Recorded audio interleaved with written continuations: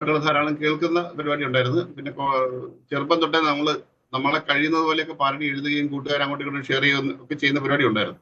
V D രാജപ്പന്റെ വലിയ ആരാധകനായിരുന്നു. അദ്ദേഹത്തിന്റെ തമാശകളും അദ്ദേഹത്തിന്റെ സ്റ്റോറി ടെല്ലിങ്ങും പിന്നെ അദ്ദേഹം കൊടുക്കുന്ന ചില ട്രിക്ക് നമ്പറുകളൊക്കെ ഉണ്ട്.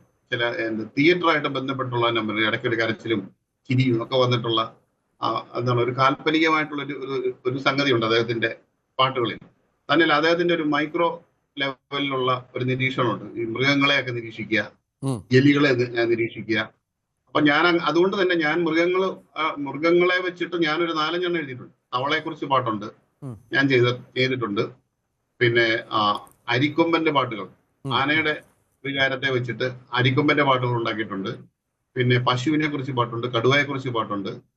അങ്ങനെ മൃഗങ്ങളെ വെച്ച് ഞാൻ പാട്ടുണ്ടാക്കിയിട്ടുണ്ട്. വി ഡി രാജപ്പന്റെ സ്ഥിരം ശൈലിയായിരുന്നു ചികയുന്ന സുന്ദരി. മനോഹരമായിരുന്നു ആ കാലം.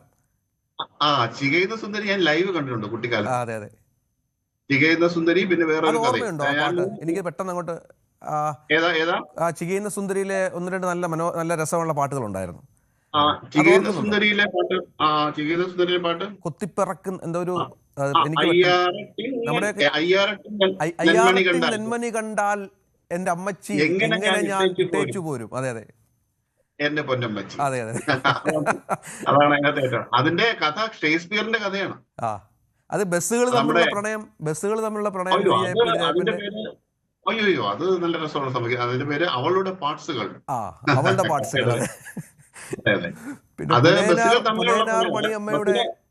പുലേനാർ മണിയമ്മയുടെ പാരഡി ഉണ്ടായിരുന്നു. പുലേനാർ പരപരാ വെളുത്തപ്പോൾ മരം കോച്ചും തണുപ്പത്ത് മണസോപ്പും കയ്യിലേന്തി കടവിലെത്തി. അതെ അതെ അതെ.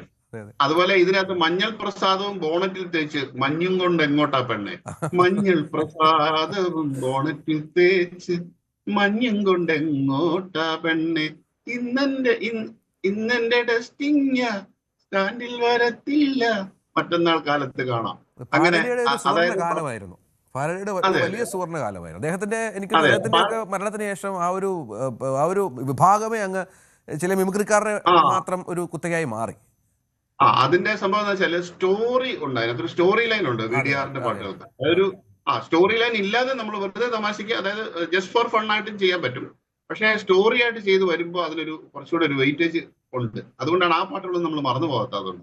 അതെ അതെ, നന്ദി എന്തായാലും സാർ. താങ്കളുടെ രസകരമായ സംഭാഷണത്തിന് എല്ലാ ആശംസകളും നേരുന്നു. ഭാവിയിലും പ്രേക്ഷകരെ അങ്ങ് രസിപ്പിക്കട്ടെ. പാരഡി എന്നുള്ളത് വളരെ പ്രത്യേകതയുള്ള ശാഖയാണ്. അത് ആൾക്കാർക്ക് ഇഷ്ടപ്പെടും എന്നുള്ള കാര്യത്തിൽ സംശയമില്ല. നന്ദി.